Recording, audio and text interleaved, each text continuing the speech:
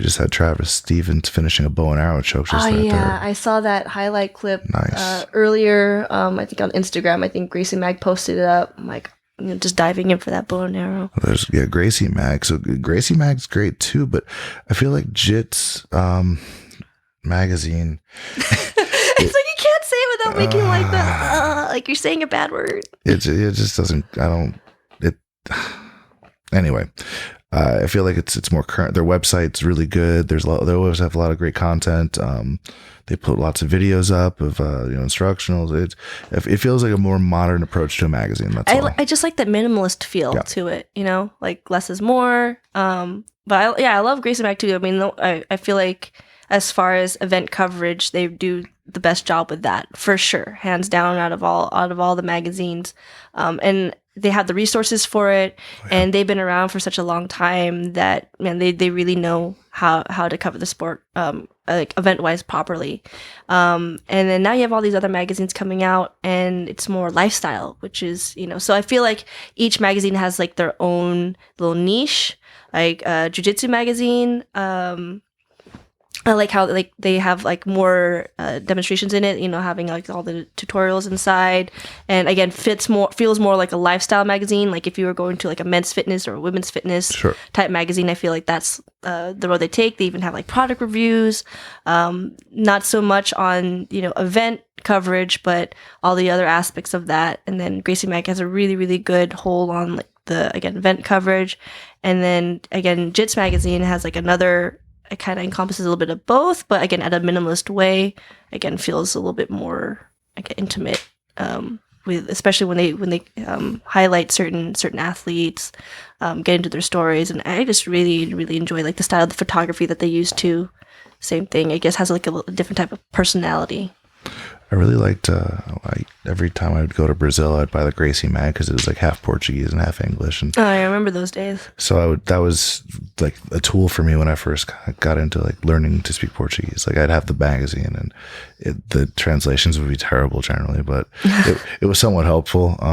But yeah, I would buy those and try just to read the Portuguese side because you could buy both. And then eventually they stopped, and then when you were in Brazil it was just Portuguese, and then when here it's just English, I guess. Yeah. I haven't seen a copy of it in a while. I think the last one I got is actually the one with Caio. Mm-hmm. And he does like an interview and some like positional stuff. I think like he taught some sort of spider guard, inverted guard. I don't remember. It was a few years ago, and that was like the last issue I bought. So I got this. I just don't like paper that much.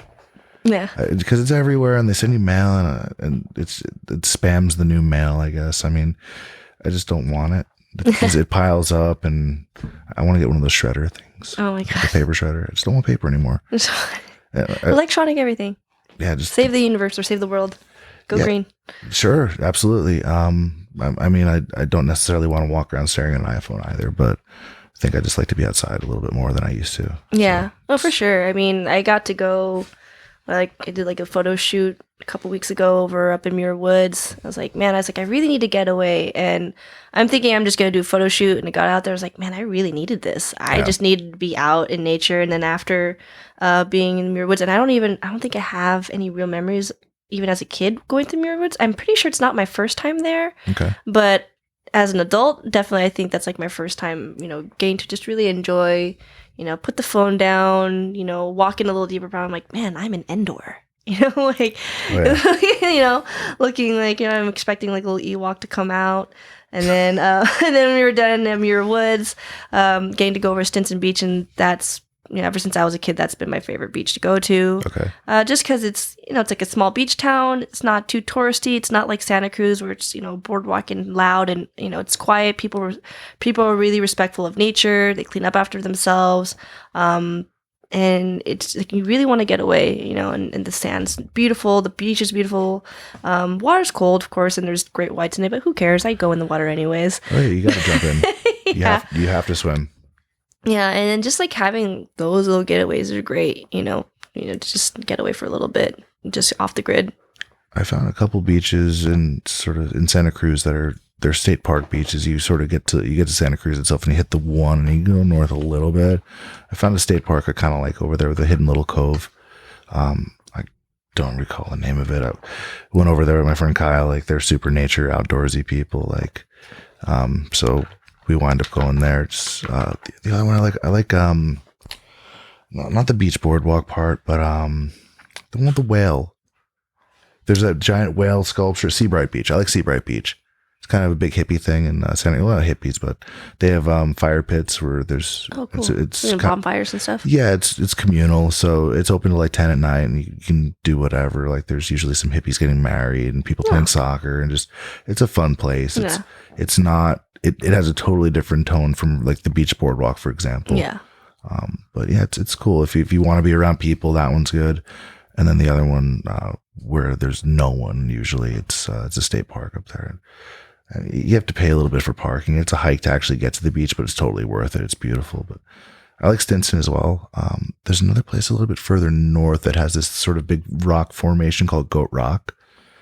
And there's these signs that say, beware sleeper waves. And apparently this weird rock formation jetty thing in the middle of the water creates some weird tides, and you wind up just everything's calm. And then you get these monster waves out of nowhere.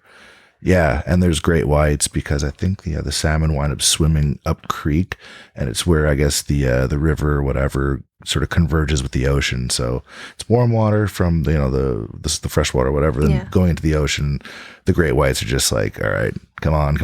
Yeah. Like, they know what's happening because there's the seals are over there, they're feeding too. So the great whites are just sort of like, okay, like nature's about to happen. So they're waiting for the seals to eat the fish so they can eat the everything. They don't care. Just eat the everything. Like, there's been a family of adolescent great whites that showed up in Santa Cruz a few months ago. It's like 2 9-footers right off the where the lighthouse is. And so if you're just at the beach boardwalk, you look off to the left, there's just a little family of great whites just swimming around right there, like right off the boardwalk. So it's majestic but scary. Yeah. Apparently the adolescents are the mean ones. Like, yeah. They have nothing to lose. They just go. Yeah, death's like there. I mean, and they're dicks too. They just bite you just to bite you. Yeah, they don't have any filters yet. No, they're and I just wanted to taste you real quick. Just eat me, seriously. If I'm all disfigured, like, I don't. That's not even a cool story. If I'm missing half my abdomen, just finish it. I have to have that. I mean, it could be like that one surfer. I don't remember her name, but she lost her, was it her arm, and it got bitten off, and then she was able to return back to surfing, and kicking butt and taking names. So if I get cool cyborg parts, I'm up for it. I mean, if there are really cool enough cyborg parts, you want to be the new cyborg. I mean, I'm just waiting for if I can have a bionic knee. So that would be cool. Or can he just inject some like nanoparticles in there? Nanites, right? Nanites, yeah, and just rebuild it, and then there you go, 100% knee. See, that's all you need is nanites. Could be cyborg. I don't know. I was never really a big fan of cyborg. Like, I mean, it's okay. He's a Teen Titan to me. He's in the Justice League now. I don't know if I believe it. Yeah. Well, do you think they're going to come out with a Teen Titan movie? They were supposed to be a TV show, like a live action TV show. A live action one? Oh. Yeah, it was supposed to be Nightwing with Raven. I don't think Starfire was in it, but yeah, it was supposed to be a live action thing. Like, the CW, they have the whole thing. I remember watching the cartoon when I was a kid. So there was the 2 of them, right? There was the regular one that was way more sort of Japanese-ish. And then now they came out with this one, which is like the Teen Titan Go, which is kind of more comic-y. It's definitely meant more for a younger crowd, for sure. Because I remember like the original Teen Titan was like a little bit darker. And I'm like, oh man, they're so cool. Like Raven's so dark. I like the song. The song's great. Teen Titans. It's a great song. Well, because they reuse that too. It's yeah. I need that ringtone. I don't actually like use any sounds on my phone. I keep it silent and turn the vibrate part off, so I don't generally know when anyone wants anything. So I can sort of just look when I want to look, and then like, oh, stuff happened, and then I'll call back if it's appropriate. But the same way. But if I turned it on, maybe I'd use the Teen Titans Go sound. Yeah, for a while I had it like Mario stuff, like the Mario going like the ding or do like when you get like the one up. I wanted the Dragon Dagger from the Power Rangers. Remember the Green Ranger? Yes. Yes. It's not available. What? It's not in the iTunes store. It's not there. Should have that. Yep. Dun, dun, dun, dun, dun. I remember it. See? Apparently, yeah, Bandai has not licensed such a thing, or who is it? Oh, that's a crime. that was one of the most iconic sounds of the 90s, and it's not available. I feel as like someone in their 30s, like I deserve that. Like I don't have a sense of entitlement about anything, but I feel like my Power Ranger ringtones are something I should be able to have now. Yeah, I mean, there's like, the 90s was a good time to grow up. I feel like 90s was the best time to say. Born in the 80s, you know, raised in the 90s, it was a good time. Things were kind of changing, and I feel like all the cool stuff was during that time. Oh yeah. It's like we had cartoons are just like, man, you know, watching them now, I'm like, man, these cartoons are not meant for kids, you know, like Ren and Stimpy or like Rocko's Modern Life. Like, man, this stuff is like really, like, you're watching it now, I'm like, oh my God, I was watching this stuff and I was not even, you know, had a clue, you know, like watching Rocko, and like, man, he worked at a hotline, like a hotline. Yeah. It's not kid friendly at all. I mean, the ones I grew up with, I mean, granted, He-Man's attire is a bit, you know, it's a bit weird. I mean, you want to go around with a loincloth? Well, it's bondage straps and a furry, and then a furry loincloth and boots up to his knees. I mean, they just had the Folsom Street Fair. I think half the people were wearing what He-Man wears, like with a bob cut. And he just fake and bakes real quick. He puts on a bronzer and he's like, I got my sword, guys. And he's a master of the universe now. Oh, he's got something. And he's giving jits to all the people of Eternia. He's bringing out his sword of power and giving jits to the people of Eternia. So they've remade almost all of them now. They're supposed to make a new He-Man movie. Yep. Why can't they just have anything original? I mean, everything's either a remake or they're bringing it from another country. You know, like, and they do like the American version of, you know, like when they had Old Boy. Okay. Did you watch Old Boy? It's like the Korean movie Old Boy. Did you watch the Korean version of it? No. Oh, it's so good. Okay. So good. So I can't remember the name of the director, but he has like a whole thing of like the revenge series. So you have Old Boy, you have Sympathy for Lady Vengeance and Sympathy for Mr. Vengeance. All really, really, really good stuff. And they have an American version of Old Boy, and it pales so much in comparison. Wait, is that the one that Seth Rogen made?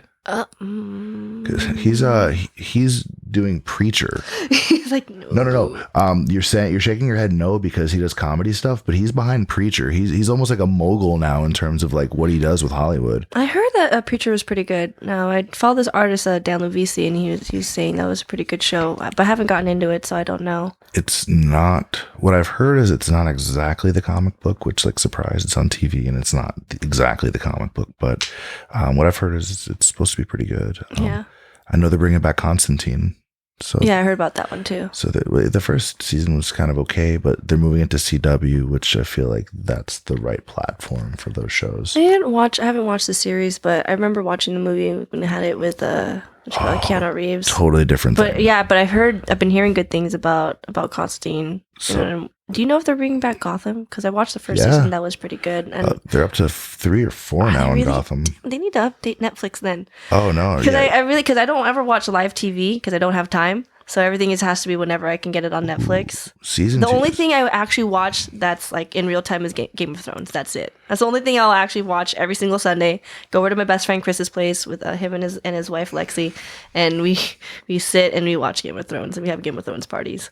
So what I wind up doing is like I don't have cable, so I'll buy the HBO Now just when those shows come on. Yeah. I'll watch it, and then I wind up canceling it right after. Then I get it again next season. Smart man, you're gonna have to wait because the next season's not gonna start in April. Next year is gonna like be pushed all the way. I think even to like summer, winter. Winter's coming. Winter is coming. Winter is here. Winter's here.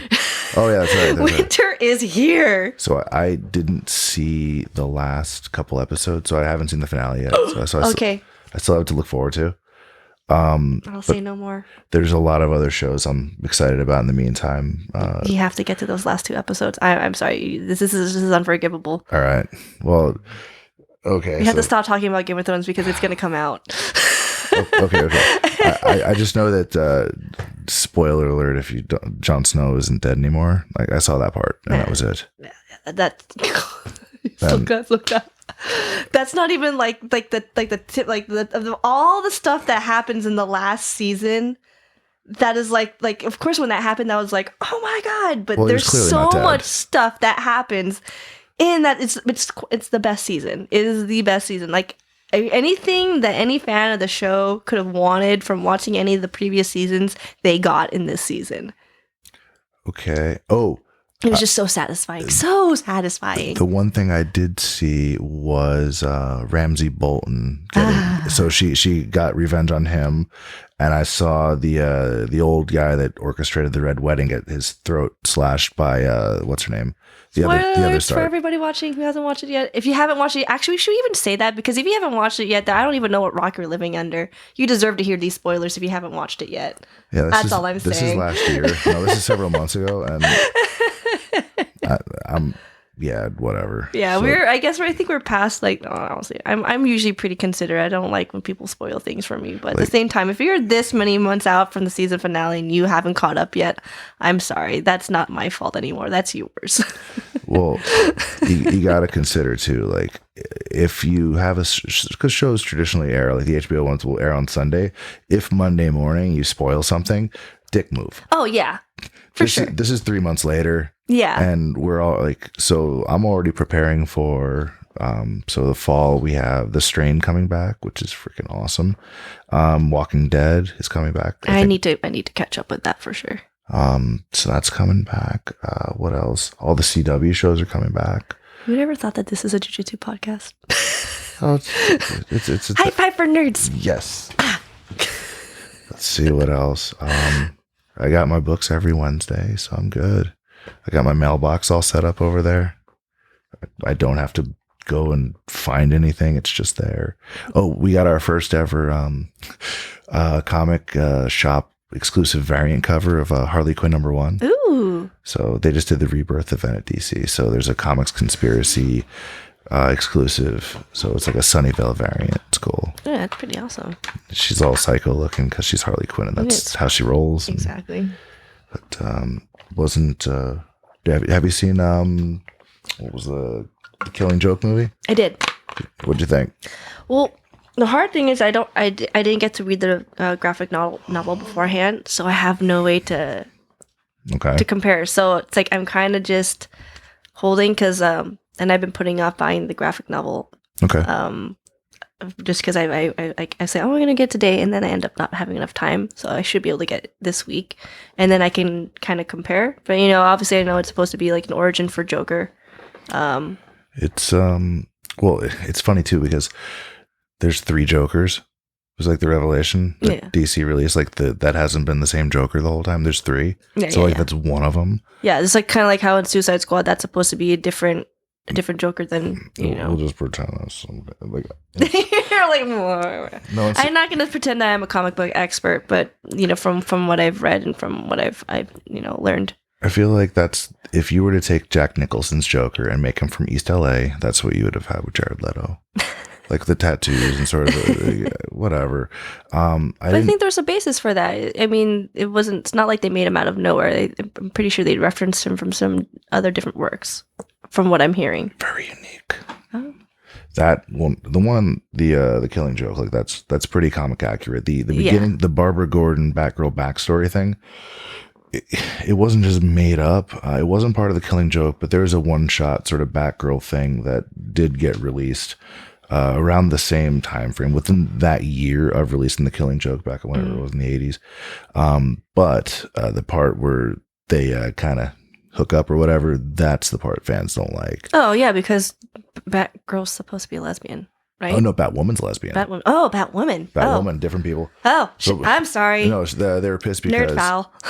So yeah, nerd. So they were pissed off because Nightwing and her kind of had a thing. Like Dick Grayson and Barbara Gordon, they had a thing. It's like, what are you doing? Like, you just cock block and rob, and it's like it's not cool. Okay. But can't block Robin. Like you got to wear that dumb suit for like 50 years. Like, give him something. Yeah, like it took him like 30 years just to give him like long pants to wear. Like he was wearing a little green Speedo running around being the boy wonder. I bet he was. Boy wonder. Exactly. He's an acrobat. I mean, that's what acrobats wear, right? With a cape and a little domino mask. Yeah, but sure. Because that's definitely a thing. I wasn't born in that time. I can't judge. I didn't live there, so I don't know how things were. Maybe that was common back then. Who am I to say? Pretty. I'm pretty sure people didn't dress like this, you know, for all these years. I'm pretty sure there's a tape somewhere of people not dressing like that. Like, there has to be some archival footage. Like, I'm picturing like pea coats and like, you know, like hats. Can you imagine like, well, you have like the old pictures, like the weightlifters, and like they just have like the speedo, like the mustache, and like the yes, we lift. Right? Clearly, in the 20s. I don't know. Yep. Yeah, I'm making these up now. Yeah. Then Robin walks by and they're like, "What's this guy doing? Something's funny. Why are they wearing masks?" He-Man had a speedo, a loincloth. It was a furry speedo. That was like the epitome of manliness. That was a furry speedo with bonded straps on his chest. And he had a fake tan and a pet cat. Yeah, I was about to say a fake tiger. I think it was a green. It was green. It was a green tiger. It was a super tiger. It was battle cat. See, anything could happen in the 80s. Yep, like not having a pet dog. You can explain. He wore a lavender sort of onesie when he wasn't in his He-Man garb. Whatever. Was it? It was a vest with a different color speedo that was also furry. Lavender and pink. You can't. I'm not gonna try and justify the styles of the 80s. I mean, I was born there, but it's just whatever it is. That's what it is. The Thundercats weren't rocking that. Prince. I mean, he was like the epitome of like 80s style. I mean, he could do whatever he wanted, and it was cool. On MTV, like at school and at the mall, no one did that. It's like, remember when Crisscross came out? Oh, wearing pants backwards? Yeah, there was like a couple kids at school that had their clothes on backwards. Then the principal sent them home. Nobody was jumping. They were all sent home, and the one or two people had hammer pants. One or two people had the kid and play haircut. But like, not everybody. No one dressed like He-Man at school.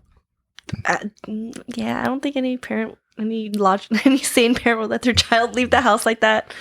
About your costume, son. No, this is like, yeah, that's it.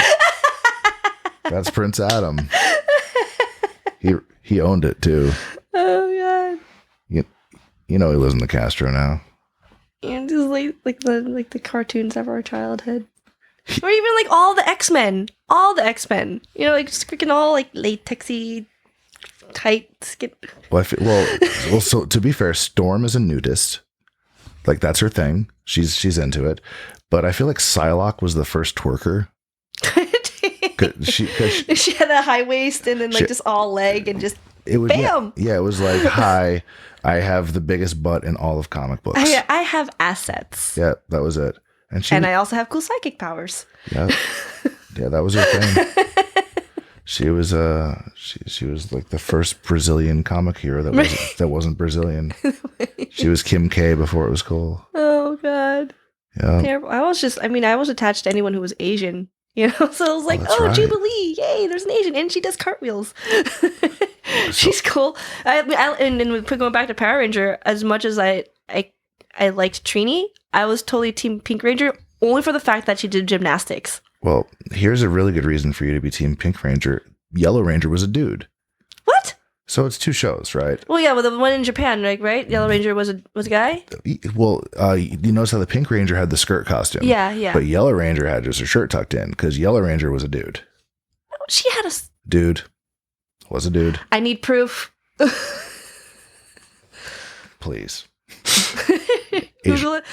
No! Asian cameraman number 1 for the win. Oh, I can't say that childhood was ruined, but I mean, that just, wow, you kind of just... And she had no Asian accent until she said saber-toothed tiger. Like, it's very true. Saber-toothed tiger. Yeah. But she was completely, no accent. And the Black Ranger's all, what was he? Triceratops. Like, Mastodon. Like, he got all funky with Billy, Blue Ranger, was Triceratops. You know, blew his nose. Pterodactyl. Saber-toothed tiger. It was so racist. It was. Yeah, the Black Ranger was black, the Yellow Ranger was yellow. Oh, that's fine. Okay. And the only girl on the show was the pink one. Oh, yeah. Oh. Yep. And the raging, the guy that looked like he was all angry and roided out was the red one. So, but the green one was the cool one still. It was cool. And then he turned white. he's still the Green Ranger.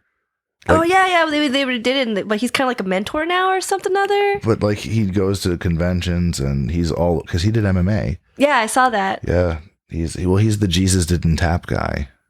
Like that's his thing. Really? Yeah. Oh wow. Yeah. Green Ranger, why? Yeah, I know.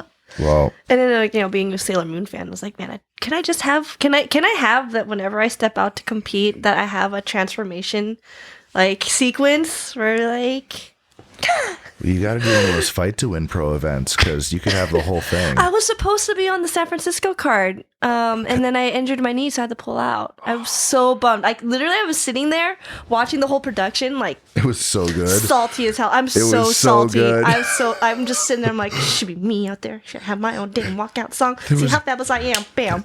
They had the Tron in the background, like the screen. Yeah, it was so dope. Yeah, like every day leading up to it was like, I'm so salty about this. I'm so bitter. Should be me. Damn it. That's the most people I've ever seen in Kazar ever in that pavilion. I've never seen it that packed. It was an hour to get food. I mean, I've competed in that in the Kazar Pavilion for 3 different types of things. I've competed there for Muay Thai, I've competed there for Jiu-Jitsu, and I've competed there for b-girling, for breakdancing. I did breakdancing. I did a b-boy tournament there. Yeah. Did you bring your cardboard box top with you? No. They had the gymnasium for it. If you're already on the gym, why do you have to put? But no, did you used to carry one around with you? No, we carried linoleum with us. You had your own linoleum? Yes, and then I still have linoleum laid out in my garage. I would invite whoever my dancing friends over. That'd be like the thing. If you had linoleum in your garage, I'm like, hey, come over. Let's have a session. Let's cipher. Like, all you needed was that. Did you wear those Reeboks, like the ones everybody would wear? I wore Cortezes and shell toes. Okay. Yeah. Adidas. Yeah, Adidas shell toes and Nike Cortezes. I wore the Cortezes more though. Those were my jam. I was like, yeah. So you're either with Cortezes, you're either like a B-girl or a B-boy or like just a gangster. Yeah. Well, I mean, like that was you could either wear like the Pumas, Sauconys, Cortezes or shell toes. It was like the thing. And then eventually people started like wearing like the New Balances and different types of Jordans. That's like the newer thing now, or like Air Maxes, I should say, not Jordans. Yep.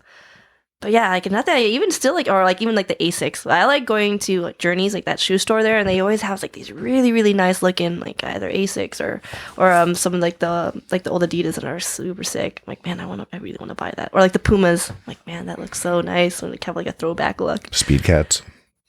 Speed Cat Pumas. Yeah. I have like 3 pairs of that same shoe. I just like walking in them. They look so clean, right? I mean, they just don't have like it's so like they just look so good.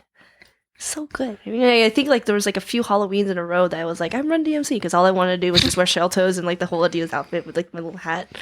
Like this is my outfit. Oh, do I need a gold chain? Like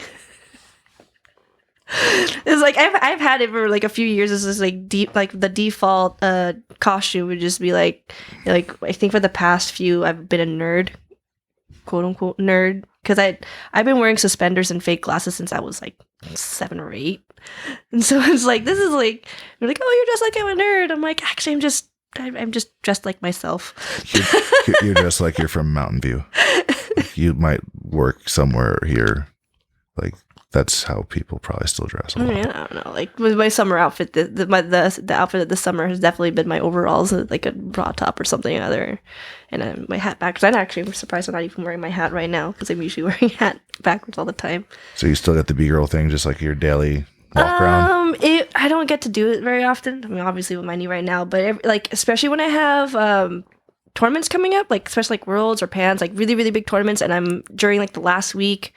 And I have days where I have active rest and I'm not supposed to be like training hard, but I still want to be moving around and I just kind of want to, keep my mind off of things and just kind of relax. Then I'll go like same as I'll go 24-hour fitness, go to like the dance room area and I bring like a little Bluetooth speaker and put some stuff on and I'll just dance. Like I think I posted some stuff on Instagram of me just jamming out. Nothing like B-girling there, but every now and then I'll do that. And it's like, it's kind of hard to just forget about my dancing roots. I mean, dancing is pretty much what made jiu-jitsu so easy for me. I mean, just having that body awareness, that control, and I was already really flexible, but dancing was what got me to have like the conditioning, you know, understanding like not just being able to kick your leg up high, but be able to get your leg up high and keep it there. And so having strength and control over that flexibility. And so a lot of that transfers over. So it's the reason why like I picked up with jiu-jitsu so right away, because there's a lot of things I can connect to dancing, and it just works with how my brain works. So there's a lot of people actually really successful that have incorporated or that came from breakdancing. You got Gio Martinez. Yep. We used to battle against each other and with each other. Really? Yeah. Wow. Back then he would know me as the flexible chick.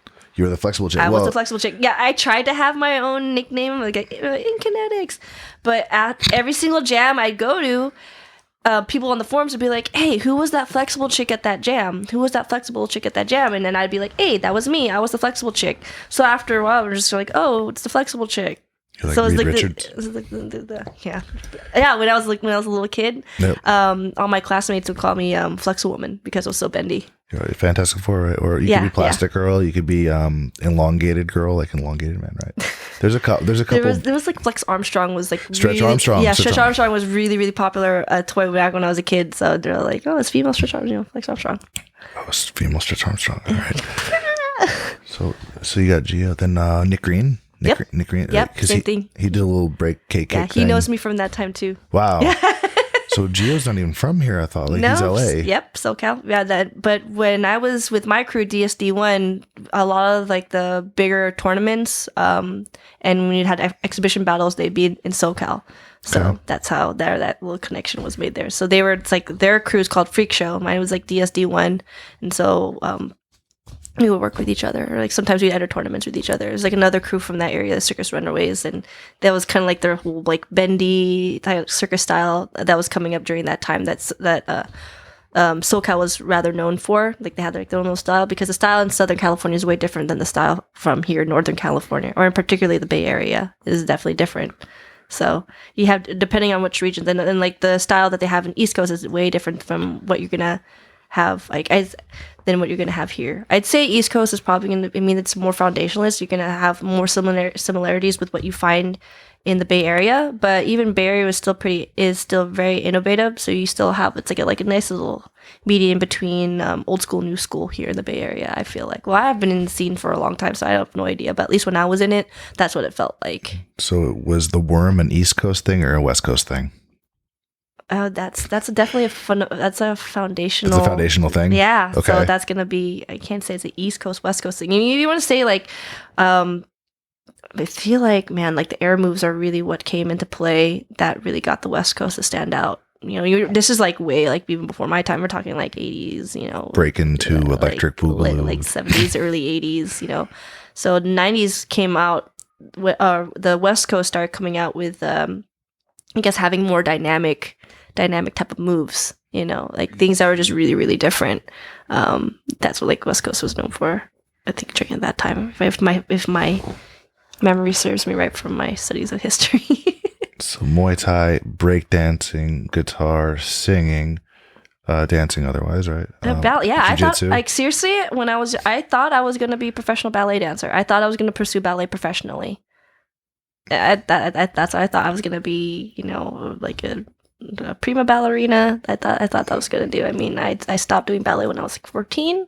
I just burnt out, you know. And then once I realized that my family just essentially just could not afford to get me the opportunities to be where I wanted. So like I would go to all these auditions and I would be selected, like, yes, we want you, you know, like you've made it into this program, and then depending on how you do this program, then you can get in.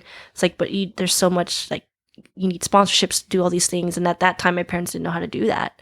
And I also think at that time too is like they didn't know how to support that, as far as well, ballet and dancing, that's just like your hobby, but you're not going to do that for your life. I mean, like you say it's your passion, but you can't pay the bills with that, you know? So like they were supportive, but at the same time, it's kind of like, I mean, that's the traditional Asian parents for the most part. That's how it is, you know? So what I'm doing now is completely just absurd, but they have no choice but to support it, you know? Once, because now that they see that I'm like got the ball rolling in that direction, and they see, I think once they started really seeing the effect that I have with people when I'm teaching and when I have my seminars, that's when they started believing, you know, like it wasn't enough for me to say it, they had to see it for themselves. Like, oh my God, our daughter can really do this, you know, like, you know, it's like, oh, that's so nice. You can kind of do that do thing, you know, you know, and then, you know, but now it's like they're super proud. Like I just had a family reunion with some family members I've never met before, or some I haven't seen in a really, really long time. And the ongoing joke all weekend was like, oh, better not make you angry. I heard you're gonna like, you can beat people up, you know. I'm like, oh, I'm a pacifist. And like I really am. I've never been in a street fight ever. I'm not trying. The most I've ever done on the street is punching or slapping a guy who grabbed my ass or something like that, you know. Well, it's pretty universal, right? Yeah, but I've never like teed off or, you know, gotten in a fight with anybody. I don't think anybody would want to start a fight with me. I'm really nice and I smile all the time. So that helps. And even without that, I'm aware of what my body looks like, and I'm pretty sure the average girl is not gonna look at me and be like, that's a girl I want to pick a fight with. I mean, unless I'm wearing a jacket or something and then you can't see, because when I wear my gi, people think I'm a lot smaller. And then when I take my gi off, then they can kind of see like, oh, wow, you're really, really fit, you know? So most part people think I'm just really skinny. So you're out there peacocking, you buff your chest out. I don't do that. I mean, we wear like tank tops and shorts all the time. Like, hey, you know. So people are like more surprised when I wear pants. I'm like, oh my God, you're wearing pants. I'm like, what do you mean? I wear pants every day. Gi pants. I'm like, yeah, but like real pants. Pants. You know? Yeah, I'm not a fan. Pants. No, it's, you know, very weird because growing up, I only wanted to wear pants because I was such a tomboy. I didn't want to show my legs for shit. And then somewhere along the way, I started getting more muscles in my legs, and then I couldn't wear pants that fit me unless they were super, super baggy. Like, so I would wear my brother's like hand-me-downs because I wanted that like baggy look. So I was, again, super tomboy. And then when I wanted more, you know, feminine looking jeans or pants, they just wouldn't fit. You know, they're either too tight on my legs but they would fit on my waist, or they would fit my legs and just way too loose on the hips. Shorts were a really, really good way to just get around that, because it's like, you know, fit there and I don't have to worry about stuffing my entire leg, my entire thigh into this piece of fabric. I could just have it only there. So gi pants are like not only like it's an accessory, it's kind of, you know, it's or you know, something you have to wear for your sport. It's like kind of a necessity. Oh yeah, I mean, it's freaking pajamas. I mean, what is jujitsu but really, really aggressive cuddling? Okay. I'm a really good big spoon. I'm just saying. So that's where the guard game comes from. Okay. I'm a little big spoon. You're a little big spoon. Little big spoon. Okay, so when you take someone's back, you're like, actually, like, it's bedtime. It's you're not really. Isn't this cuddle so great? It's the. Okay. Go to sleep. Shh. Sweet nothings. Yeah, it is pajama wrestling, right? I mean, we put this uniform on. We're all adults, and like we take this stuff so seriously, but we're wrestling in pajamas. No, yeah, I mean, I for the most part, everyone knows I'm a really big jokester. You can like, I just laugh about everything. I mean, the only time that I'm just kind of like, you know, in the zone, like I look like I'm gonna kill somebody. You know, when you see me in the bullpen, for the most part, people see that like this is not the time I'm gonna ask her for a photo. But like at smaller tournaments where I'm just kind of hopping around, like, oh, can I get a picture? I'm like, sure. You know, but for the most part, people know to like stay clear. You know, like I kind of have that death stare, and I don't mean to be. It's not like I don't have like if you tell me to make a mean face, I can't do it. Like I can't. Like I kind of scowl and then I kind of pull back because I can't mean it, you know. But like when I'm in the zone competing, that's the only time that like the energy shifts. And then as soon as that's done, then it's a complete 180, and I'm back to like, hey, you know, like animated, you know. So. Yeah, it's like jiu-jitsu has to be fun. I mean, what is it's pretty much adult play. Sure. For me. And it satisfies so many different things for me. One, I'm a very, very physical person. I communicate through physical touch, or I hand gesture a lot. And even growing up, I was the kid that always got in trouble. Like, oh, you keep your hands to yourself. You know, like some kid, like, oh, so and so got hurt again. How'd they get hurt? They were playing with Kristina. Oh, no. Like that was me, you know. Or when I was like really, really little, it'd be like whoever was the tallest person in the room, I wanted to climb their back. I'm like, you are giving me a piggyback ride. I don't care if you agree to it or not, and they start climbing. So I was taken back since I was like. So there you go. Yeah. That's where it all started. So it all started with like I saw a tall person. I was like, I don't really want to be on top. I want to be on top there. And I had lots of guy cousins, so I was always kind of like wrestling, maybe like an airplane. Is there an airplane overhead? Yeah. How rude. Oh my God! Can't they just fly somewhere else? Yes, it's you and your Air Force. Don't they know? I know. Like, oh, stupid Southwest. Put that airport there anyway. So I was climbing everything, climbing people, and then very, very hands-on. I've got made fun of as a kid for having man hands because my hands are like they're serious. They're calloused all the way through. I've never had soft hands ever. Never, ever have I ever had soft hands. Like, Kristina's got man hands. I'm like, why do I have these hands? Why? And then jiu-jitsu came along. I'm like, oh, this makes so much sense. So everything about how I am designed as a person is like, you are meant to do jiu-jitsu. Like, the flexibility, the need to want to climb and grapple people, and having the already pre-messed up hands so that I don't have to worry about, you know, like when I count, I don't ever, like even as much weights as I like lifting, my calluses never rip away because they've always just been calloused. Yep. You know, I've always had really knobbly fingers. Right now, they're looking really soft. I'm actually really sad that my knuckles look all soft and almost normal looking. It's so sad. You're upset that your hands are looking too feminine? Is that it? Not so much too feminine. Just like I'm just sad that they don't look like I do jiu-jitsu. You know, I worked hard for those calluses. You know, like the brown is actually returning to my knuckles. Oh God. Like I trained so hard. I trained the brown off my knuckles. You know, and I could probably go to a salon now without them looking at my hands like, oh shit, honey, your hands all fucked up. Oh. Which I've, you know, like I've had that happen where I go in, like, oh, you want a manicure today? And I'm like, sure. And then like I always kind of see their look. They're like, like the look of like, what'd you do to your hands? It would be the equivalent of like me going in there and then just like all you hear is like the chatter in Vietnamese, like, look how fucked up their hands are. Yeah, you've seen like that skit by like Angela Johnson. She's like everyone knows this, like the salon skit. She does the whole like, you know, Asian accent. It's like, oh honey, oh no, I think you're so nice, so pretty. Yeah, me and Asian accents. I will do my mom for days. That sounded wrong. I will imitate my mom for days. Okay. And get to come here, time to eat. we're like, oh, why are there bruises on your arm? What is that? Why so ugly? Those bruises. Oh. So you're Filipino? Yes, okay. I'm Filipino. See, I got that. You know. I got it. You know. Oh yeah. I'm hella Filipino. So, you guys Tagalog or? I spoke when I was younger, and then once I started going to school, the teachers pretty much discouraged my parents from letting me speak at home. Mm-hmm. So I've pretty much forgotten how to speak. I can understand some things, but for the most part, I can't speak anymore, which is really, really sad because that's really hindered my ability to learn languages. So like I struggle. I mean, I try to learn Japanese by watching anime. I learned a lot of Portuguese from a previous relationship. Also by, you know, doing jiu-jitsu. I can count. I can do the alphabet. And I've, you know, taken lessons for a little bit. I know a lot more than I give myself credit for.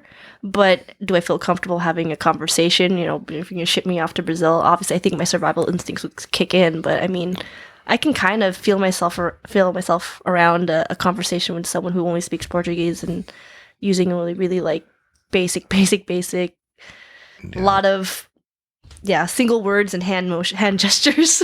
Yeah, you basically need to be forced to be by yourself there. And then you need to be able to find things like food and sort of a pharmacy or what. You just need to force yourself to like turn off the American TV there because there's so much American stuff there. I only watched Brazilian stuff when I was out there. I didn't even really watch that much TV, but for the most part, I mean, I was just always. There was only one other person I could really speak English with, really, and I've been to Brazil, 6 times or so, like 5 or 6 times. And then, you know, always being told, like, hey, you know, I'm not sure about this area. Make sure you don't speak because, you know, for the most part, when I go there, Japinha, Japa, they just think I'm Japanese, and then they find like, oh, she's American. Like, what the hell are you American? She's browner than me, because they imagine, Americans to be blonde, white skin, blue eyes. Sure. Yeah. They're like, they don't know where the Philippines is. So like, oh, she's just Japanese. What's that? What part of Japan is the Philippines? Exactly. Like, they'll start with Japanese because like a lot of people don't know the largest sort of percentage of, or the largest number of Japanese people outside of Japan is Brazil. Yeah. So, I mean, that's why jiu-jitsu is there. This whole colonization effort in like the turn of the century or whatever. Yeah. Then the second one they go for is like, oh, Chinese. Like they think you're Chinese next. And then like, okay, well, that's not a thing then. I don't know. Or whatever. I got like the nickname Lilo. Like someone like, oh, it's Lilo from Lilo and Stitch. Because I'd have like a flower. Oh, okay. Yeah. So it's like, oh, so if I'm not Japanese, then I'm Hawaiian, Okay. But yeah, and then like, oh man, when I was in Arizona, that was bad. Because like I would say like, oh, so what are you? And I'm like, girl. Like, girl. Like, oh, like, well, like I'm Filipino, and you're like, oh, when did you move here? Like, oh, 2 months ago. They're like, wow, your English is really good. I'm like, oh. No, I moved here from California. I'm American. I'm sorry. Like, because here I could say I'm Filipino and no one's going to think that like I'm straight from the Philippines. It's weird for me to say I'm Filipino-American because growing up I just said I'm Filipino, even though, I'm born here. But obviously I'm a U.S. citizen, but I identify as saying I'm Filipino. So I had to try to explain to people like, no, I'm American, or people like, oh, so like Indonesia, Thai, Laos. I'm like, what are these places? You're like, have people not heard of what Filipinos are here in Arizona? Like, I'm really confused, and just and then or having I had this really really interesting time because I went to Beijing for ADCC in 2013 and ran into a pretty well known black belt. And I'm like, oh, wow. Again, I don't want to say names because I don't want to call anybody out. And I was like, oh, wow, so that's cool. So like we're all, we just got there, and the only place that you have Wi-Fi in the hotel is in the lobby. You don't have Wi-Fi in any of the rooms. So I just wanted to check my emails and make sure, tell my parents, hey, I made it okay, I'm safe. And so I'm sitting there on the couch, and then he's sitting, across from me, and he goes, excuse me, do you speak English? And I'm like, okay, I guess that's a fair question. We are in China. I am Asian, so I guess that's a valid question to ask. I'm like, yeah, I speak English. He's like, oh, great, and then he asked me whatever question he wanted to ask me, and I answered, and then he goes like, can I ask you another question? I'm like, sure. How can you speak English so well? Because I'm American? Oh. Wow. Not good with accents, I guess. And I was like, how can you speak English so well? Because I'm American. Oh, I'm sorry. I just, and then, and I just kind of like brush it off. I'm like, man, that kind of sucks that my first time meeting this black belt who's, I'm like, oh, this is so cool. I mean, this guy, that's my first meeting with him.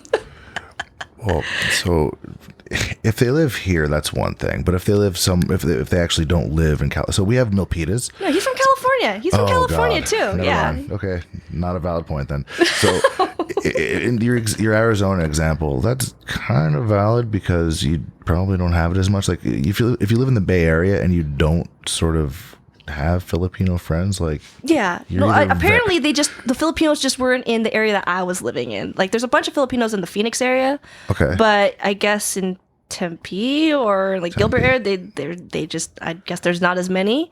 Like I could literally count on one hand how many Filipinos I knew, and for the most part, like all either half or I think only 2 I knew that were like full, and it didn't really matter. But yeah, like I don't say there's a lack of culture in Arizona, but definitely in that area, it's not as diverse as it is here in the Bay Area. I mean, the Bay Area is your epitome of what a melting pot should be. Yeah. And Arizona is not. Well, we had a head start, right? The first Chinatown like ever is San Francisco. And then, I mean, everybody showed up here, and it's sort of, this is just a collection of people, the transients from everywhere, right? Yeah. But a lot of places aren't like that. I mean, the ocean's right there. There's industry everywhere. Yeah. I mean, the Bay Area is definitely very so like I think that's the reason why like anyone who's ever come here, it's like, man, it's so awesome here, it's so great because there's so much culture everywhere you go. Like you want to have a food from whatever culture, you can find it. I mean, it's not, you don't have to really search far to find what you're looking for here. I'd say the only place I've been to that's had this sort of variety of foods is Singapore. In terms of like, well, at least Asian food, like every different variety. Yeah. Like Singapore has a crazy variety of food, and it's all delicious. Yeah, I'd say like anything like, where is Singapore? That's not no. Next to Malaysia. I was about to say because it's like Southeast Asia. Yeah. And I was actually going to reference Malaysia because that's also a really big, a lot of big influences of different cultures there. You know, you have something from the Philippines, from the Indonesia, from Thai, like either language or dress or food or everything's kind of in that area. It's like kind of all shared. There's so many similarities, which I think is really cool about Southeast Asia in general. The food in Malaysia is really cheap and it's really good. And all the food's really cheap in Southeast Asia. What was it? Chicken rice. Everybody made a big deal about me eating chicken rice when I was in Kuala Lumpur. I'm like, okay, we'll do this, and it was literally like chicken and rice. I felt like I've had it before. I don't know. Maybe they make it a special way. It was fine. It was good, but it was chicken and rice, like boiled chicken and rice. Yeah. But then they had like that sauce with it, right? No, this is street food. I did not get sauce. I was not given sauce. I was given chicken and rice. Yeah, it was like $1, so it was great. Oh, I'm hungry. Yeah, I haven't eaten, and I'm like, sure, it would be great if we had food. And then there was like all this procrastination. I'm like, that didn't happen. Why is there no food? And I'm like looking for the peanut butter, and I'm like, oh, no. I'm gonna put peanut butter on bread, and I look for the peanut butter, and it left. Oh no, the peanut butter left. Like peace. It pieced out. I mean, I knew there was peanut butter and there was Nutella, and it pieced out. Like, so today was the first time I stepped on a scale since after Worlds. So like Worlds is like the last time I stepped on a scale until today. So I was like, man, I was kind of like not wanting to look at the scale. I was like, man, I have to be at least over 130. I know at one point I probably got up to 135 basically. Like now because I have to diet down. So I'm like usually I'm walking around like 120. Right now I'm up to like 130. Which, like, for most people, people look at me like, oh my God, you're such in good shape. Are you, like, lifting weights? I'm like, no, I'm just not training and eating everything. Like, you're so buff. Like, it's just flat. It's because I'm soft. Like, I'm pudgy. And again, it's funny because, like, I look at myself and I like what I see. I love what I see in the mirror. But I also, in my head, I'm just like, this is not functional. Like, was it right? Like, I'm past people's guards with this? No. Like, I'm going to try and go invert. I'm going to get stuck. I'm going to be like the inverted panda. I'm like, hey, and just sort of stuck there like a little statue. Yeah. I mean, so it's like, there's no image problem. Like, there's no, like, oh my God, I'm fat. Like, I know I'm not. But I definitely am overweight. And it's like, again, you look at me and you're like, shut up, you're not overweight. And it's like, well, being heavier than what I should be, at least 10 pounds heavier than what I should be, and not training and not being at the level of activity that I normally am, I would say yes. And does this feel functional? Does this feel healthy? No, it doesn't. I've been eating nothing but junk food and eating whole pizzas, whole cartons of ice cream, all the tacos. All of them. Surprisingly, I haven't had any Taco Bell, which I'm really, really, I think I've been so depressed about my knee that I didn't even have Taco Bell.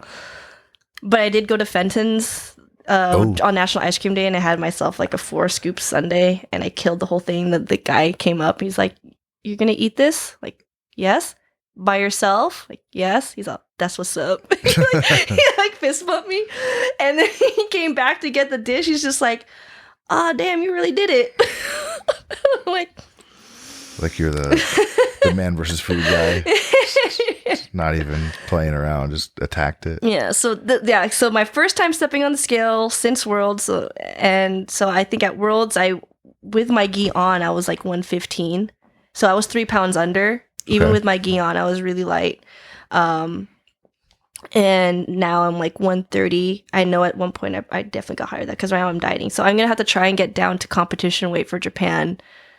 I think I mentioned with the least amount of jiu-jitsu, with strictly just dieting really, really hard, because usually I don't have to diet hard. When I make weight, I'm coming down from like 120, 121, and I eat really, really good 5 days a week, or 5 meals a day. I cook my own meals, and I know how to cook, so it tastes really, really good. I get to like, oh, you can eat that on a diet? Yeah, I eat bacon and eggs on my diet. eat bacon and eggs and I can lose weight. Sure. You know, and then slowly come down. I don't think I have that luxury this time because I can't even really do cardio. I can't even do like weighted squats yet. I can, I can only do like a ball and I can do like a little lunge for the knee and again, just rowing. And so like no cardio and all I want to do is roll. Can you swim? I I haven't asked. I can walk in a pool, but I don't know if I can swim yet. I don't know if my knee's stable enough for me to do that. I feel like with the diet thing, if I was like your dietitian, I'd be like, don't eat any more Taco Bell and you're probably good. Well, I haven't touched any Taco Bell. Again, I have really, really good willpower. When I'm dieting, the number of things I do is like I'm on Pinterest and looking up all the recipes. Okay. And I watch lots of Food Network. I watch a lot of cooking shows. I don't know, it's really self-soothing for me. It really, it's really satisfying to watch other people eat. So I make everybody else around me will get fat because I'll feed everybody else around. I'm like, please eat this, eat that. I always think that if jiu-jitsu somehow just didn't work out for me, I'd probably do mukbang. You know what that is? I do not. Okay, mukbang it's like they have these it's really big in Korea where they have people who like they live stream themselves eating. Mukbang, yeah. So, and it's not like they're doing like they're not like seductive or anything. They're just eating. Uh-huh. And people pay to watch this shit. People pay. There was a woman who quit her job just to do mukbang, and she had I think she was like something like accounting or something other, and she quit her job, and I think she makes a few thousand a month just by recording herself eating. I want that job. If I could just sit in front of a camera and be like, just like what? I would be so successful. I'm telling you, I would do that. That would be my job. If really jiu-jitsu just did not work out, which I know it's not going to, but if like, something like, yeah, jiu-jitsu is working out no matter what. Or maybe I could do both. Maybe I could just like decide that I'm going to go into the Masters division when I'm like 70. Just kidding. One day when I do like the Masters division and I because I qualify for Masters this year actually. Oh, there you go. Yeah, I do. I turned 30 in like 2 weeks or like a week and a half on the 20th. Oh my god! It's all I had my first major knee injury and I wasn't even 30 yet. How sad. It's all downhill now. Yeah, I know, right? Like, take me to the glue factory now. Just put me out of my misery. One foot. I know that's it. Just. You have one foot in the grave, the other one slipping on a banana peel. You're done. 30, it's over. But mukbang would be my shit. I would do that. I'd be so good at it. I would excel. You can tell me I just got to sit there and eat? Yes. So are these people, are they normally shaped people? Yeah, yeah. So these aren't just obese people eating food? Oh, it's not that. No. I mean, sometimes like you have like girls like super, super attractive and like they're just, and they don't eat attractively. They just eat. They're like, look, it's yummy. Or they sometimes don't even say anything. They just eat. And I guess the behind it, like why people subscribe to this stuff or why they pay to watch this is, they have a lot of people who apparently live by themselves. Like they have like these like single person apartments and they don't have a roommate and they want to fulfill. Like they put it on and they put it across to them, so it's like they're eating with somebody. Wow. Yeah, it's like so they're not so lonely. Some people do it for the same reason that I would. Is they're on a diet, they can't eat the food, so they want to watch somebody else eat the foods that they can't eat. Really? Yeah. You're being nice because it's not roommate. It's not roommate. It's more like they don't have a girlfriend. You're being very nice. You're being very kind. I'm very lonely. So lonely. Well, Japan has those cuddle places, right? Where you go and you pay to that would cuddle. Be another job I think I would excel at. Being a really expert. I'm a like professional big spoon. I would do really good at a cuddle cafe. Well, okay. I mean, on the job hazards, you're 15 seconds into it, and you look back, you're all, sir. I mean, that's the whole job. Why are they crying? Oh, they're so happy. I don't remember anything. Or like when you have put people to sleep, I'm like, why are you in my room? Bro, sorry. You apparently have night terrors you weren't aware of. You just start wrist locking people in their sleep. Oh man, when I was part of Novo Neon, we had a teammate who'd visit, and every single time that he'd visit, he'd always go out. Like it wouldn't be complete until he fell asleep. It's like, man, why don't you just tap? And he's like, oh no, it's a choke, And then he went to sleep, and you're like waking him up, and he had like this big goofy smile on his face. I'm like, God, why we finally wake up and he's like, oh hey guys, Like, he woke up for like the best nap ever. I'm like, what were you dreaming about? He's like, man, I was having this dream that we were at like this dance party and Daft Punk was playing. It was such a good time. Why'd you wake me up? Wow. Daft Punk's never come to my gym. That guy's still a white belt. Wow, he's he's like a really high level black belt. Yeah, he was just like, yeah, woke up with a big smile. I was like, man, I thought I was at a party. Well, with the belt comes better dreams when you get choked unconscious. I guess. You know, you have all sorts of things. You know, people falling asleep on my mat too. Like, they try to find like, oh, dude, it's over. Like, man, really? Like, yeah, he went out. Like, no. Hammer's back. Oh, I saw that. It was like the hammer. You know, I think that'll probably be my next project. I've been thinking about this. Again, I'm getting stir crazy with the fact that I can't do jiu-jitsu, so my brain has just been kind of going, what can I possibly do? And I've always wanted to do an evolution of dance video. Okay. And I want to make this happen. Hey. I just need to find the right people to do it. I will do all the 90s fad dances. I'll do them all. And just like... We got a whole production crew here. You're hired. And we got keys to that AKA right there. We just need someone to do the music mix, and that's it. We're just like, you play the music, and I do like, you know, secretly. I wasn't even say secretly. I wanted to be a fly girl. In living color. I just wanted to be J-Lo. Before she was J-Lo, just Jenny from the block. She was on Janet was Bae. Janet was Bae before, like, who's this Queen Bee? Not Beyonce. Janet Jackson. That's it. Janet. This is happening. This is going to be a thing. That's the way love goes. There you go. You show up at Asia. I'm like, well, what are you doing here again? Oh, jiu-jitsu. Oh, yeah. I think I'm at weight. You're wearing hammer pants. I'm going to try and lose 15 pounds. It's going to take a lot of this. I'm going to be like, man. Either that or I could just go up and wait, but I really don't want to, because if no one else signs up, then I have to do the absolute, and I'm definitely not doing the absolute with this knee. I'd rather go against a nice itty bitty like me. Absolute. Ooh. I used to do more I used to love doing absolutes, especially when I was at the lower belts. Dude, that was my thing. I think a lot of things are my thing, but I really loved it. When I was a blue belt, I loved doing absolutes. I mean, even as a white belt, Caio would joke with me. He jokes with me now. He's like, yeah, see all those matches I tried getting for you when you're a white belt is preparing you for the absolute. Preparing you for Gabby. I'm like, screw you, Caio. You know, I do like these in-house tournaments, and he like, there was one I was like, I'm a white belt, and he was like, oh, there's only 2 girls you can go against, and so I fought in a girls division, 2 different girls divisions, and the guys division in one in-house tournament. So I was like, okay, we're gonna put you like with this one girl who was like 40 or 50 pounds bigger than me, but also a white belt. And then after that, then it's like, oh, let's get you another match. So they put me in the guys division, you know, and the guys there are like in the 140s. Like, and I'm like a little 120 little stick thing. And then it's like, oh, let's get you another match. And they made me go against this like purple belt who was like 180. And I'm like, thanks, guys. I'm like, thanks, guys. You know, so there was only one, when I was a white belt, there was only one tournament where I fought at the actual weight division I signed up for, and everything else I'd either fought guys or I fought up in weight. Like, there was one tournament where I signed up for the up to 120 division. No one signed up, so they bumped me to the next division up, which is 121 to 150.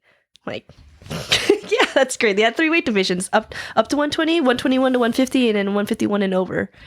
And that was great. You know, so everything was an absolute division when I was a white belt. The only one division that was the division I signed up for that was my weight division was the international novice, the white belt worlds. You know, and that was my first time ever competing. And after that, and so like I was like, see, I was preparing for the absolutes. Yeah, absolute division at black. That's okay. Have fun. I know. I mean, like, for as long as I get to do my weight division first, I'll do the absolute. You know, and for as long as I'm not dieting down, then I'll do the absolute for the most part. Like, so the international opens, I can do it, like, or like nationals or something like that. But definitely at worlds or pans where the absolute comes before the weight division, no. It does, huh? Yeah, my priority is always going to be weight class. And if I'm dieting down to 118, no way in hell do I have any business being absolute. I don't want to ever enter absolute just because. I always enter with the idea that I can win this. You know, you don't want to just be a bracket filler. If you just go and think, oh, let's see what happens, you might as well not sign up. You're just wasting someone else's time. You're wasting your time and you're wasting your opponent's time. That's one extra match that they don't have to have, and they could go against someone who's an actual serious competitor or contender. Sure. You know, and I feel like that, not just with the absolute class, but with any tournament, like particularly with Worlds, it's like, don't just sign up just to say that, oh, I'm competing at Worlds, just to say that you're there to wear the t-shirt and be part of the party. When, you know, it's like, well, how much are you training? It's like, oh, you know, I just don't want to sign up and get the experience. No one goes to the Olympics for experience. Why the hell are you going to go to Worlds for the experience? The experience of being in a bracket of 160 people and losing your first round?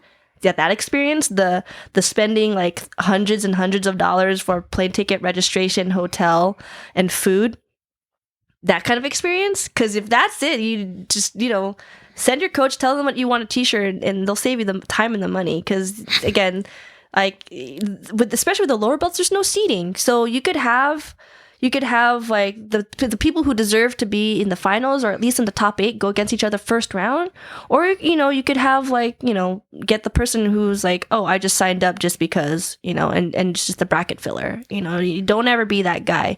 Like, even if like your chances of winning are going to be slim, like especially you got like the blue belt divisions who are so huge, it's very, very deep. But if you put the work in, then you know you deserve to be there. If you lost your first round, it sucks. It's not going to be a waste of time. You know that you invested. You deserve to be on that platform again. You could draw the number 1 seed your first match.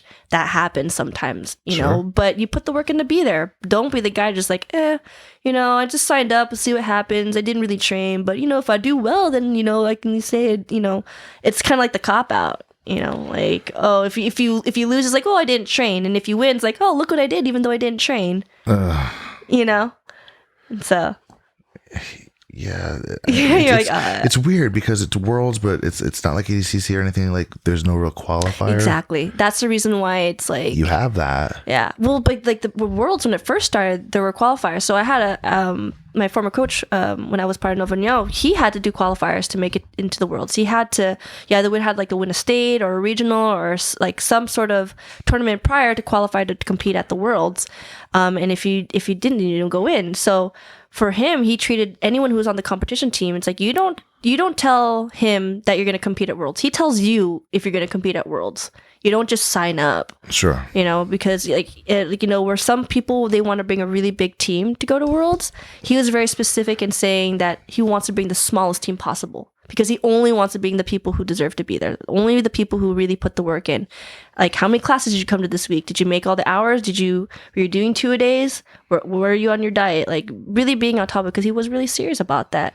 Because he had to do that. He had to fight his own teammates to even have a spot to compete in certain weight divisions, to have like the team A and team B, because sometimes you have multiple people at the same weight division, right? You can only have 2 people per team represent each weight division. So sometimes you have to fight your own teammates for that spot to represent team A, like the main team, or just be team B and then give way to the person who's in team A. You know, so you have an instructor who's coming up with that background, and then you're raised with that, and you're brought up to respect Worlds in that same light. It's frustrating to see other people who don't give it that same type of respect. You know, I really hope that the IBJJF can turn the international opens into some sort of type of qualifier for the lower belts. I'm glad that they're doing seedings now for the black belts, but it'd be really great if they could start doing something for the lower belts. You know, the black belts have to qualify. We have to make a certain amount of points and, you know, all that, which is great. It's perfect for the black belts, but they need to do the same thing with the lower belts because the bracket sizes are ridiculous. Well, the points exist there for lower belts as well. Like, they accumulate them as you compete, but you know, the points are there. If they were used that way, if they were used to qualify to Worlds, that would actually make a lot of sense. Yeah. Right now it's just standings, and it really doesn't mean anything because you can still freely compete in any division you want to based on age, weight, belt, whatever. And there's nothing stopping you from going to any of these larger tournaments and being filler for other people, right? You know, cannon fodder, basically. It's cool they have the opportunity to do it, but yeah, you should qualify because it's world championships, like by name only, kind of.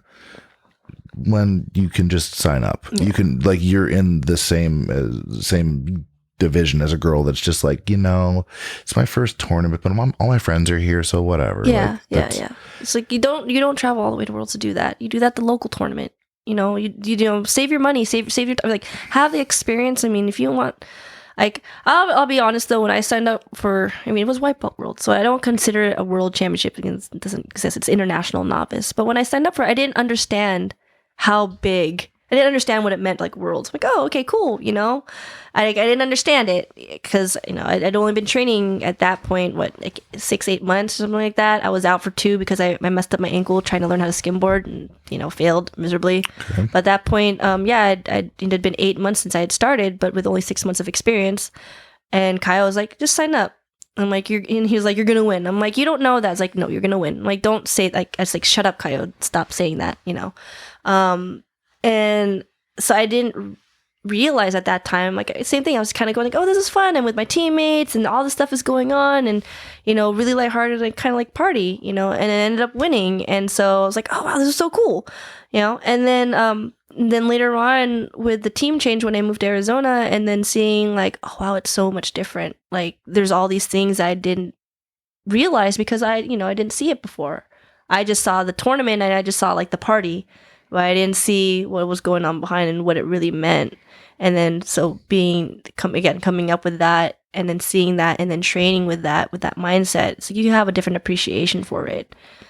Yeah, I mean, so at that time, Caio would have still been a pretty new black belt compared to Novo União, which is like very established competition-based school. Mm-hmm. So I can definitely see where you have some guy. I mean, your instructor is from Brazil. Yeah. I'm sorry, his name evades me right now. It's like Gustavo Dantas. Thank you. Yeah. Thank you. We're 2 hours into this and I'm underfed. I'm sorry. I know who he is. I knew that. I'm sorry. But yeah, this is a very serious school. This is a very serious academy. Yeah. So when you're saying like, yeah, to go to Worlds, like he only wants to get the most serious people. Like, I can appreciate that for sure. As a white belt though, in contrast, like there's a lot of things you don't know anything about. Oh yeah. So it's like, it's totally fair. And like at that point, it is sort of the experience thing. Like every stage, every bit of competition you can get, if you're serious about it, like great, go. You don't have to know anything. It's white belt. Yeah, exactly. You just gotta get. It doesn't matter. Wipe yourself. Like, that's the only exception. Like you're going to be the best white belt in the world. Cool. Are you still going to be doing jiu-jitsu white blue belt? Like, you know what I mean? Yeah. Like most people quit. Yeah. For 1,000 reasons, whatever. Most people quit. So like at white belt, who cares? Do everything and see if you really want to be there. Maybe you don't. You know, it's fine. And most people that are stoked about jiu-jitsu at white belt, the majority of them bail. Yeah. Because it's hard. Oh yeah. I mean, that's where blue belt's the belt where most people quit. Right. Mm-hmm. It's so easy to quit a blue belt. You know, it's like, it's just enough to say like, oh yeah, I did jiu-jitsu for a bit, got my blue belt. And then, you know, life happened.